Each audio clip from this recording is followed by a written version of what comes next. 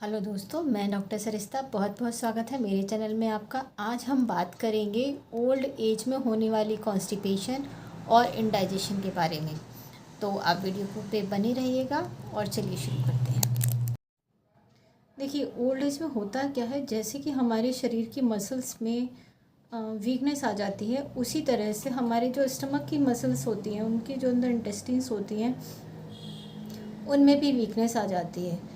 तो वो कमज़ोरी आने की वजह से, वो वीकनेस आने की वजह से जो वहाँ का जो मोशन होता है, इंटेस्टाइन का जो नॉर्मल मोशन होता है, जिसे हम कहते हैं पेरिस्टल्टिक मोशन, वो मोशन भी कम हो जाता है।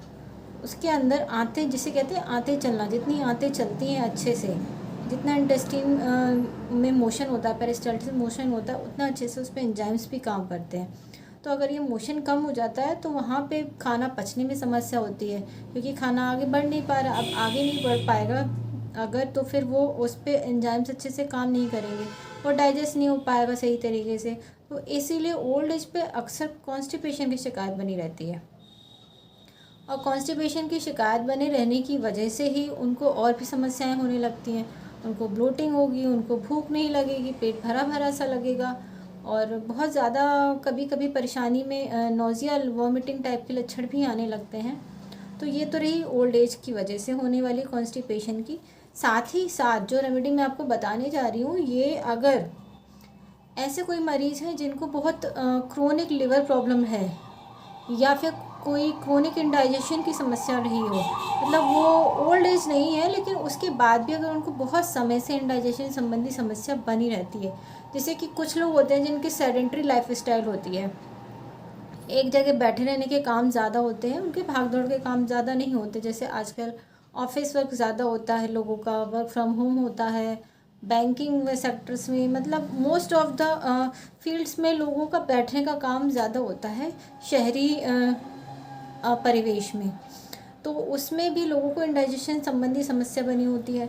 तो वहाँ पे जहाँ पे क्रोनिक समस्या हो, क्रोनिक इंडाइजेशन हो, बहुत समय से चला आ रहा हो, लेकिन उनको आराम नहीं लगता हो, कोई भी दवाइयाँ खाते हो तो वो टेम्परेरी रिलीफ करती हो, तो इस तरह के लोगों पे, या फिर ऐसे पेशेंट्स जो कि क्रोनिक लिवर डिजीज़ से जूझ रहे हों, जैसे क्रोनिक लिवर डिसऑर्डर होता है, या फिर सिरोसिस हो सकता है, या फिर फैटी लिवर हो सकता है। इस मतलब आपको लिवर संबंधी कोई भी परेशानी हो, कोई भी किसी भी तरह की परेशानी हो जिसमें आपका लिवर अफेक्टेड हुआ हो, उस परेशानी में भी हाइड्रेस्टिस एक बहुत अच्छा काम करती है। क्योंकि हाइड्रेस्टिस को हम जीआई टॉनिक भी कहते हैं, इसी वजह से ये एक तरह का टॉनिक का काम करती है हमारे पूरे जीआई सिस्टम पे, पूरे गैस्ट्रोइंटेस्टिनल सिस्टम पे।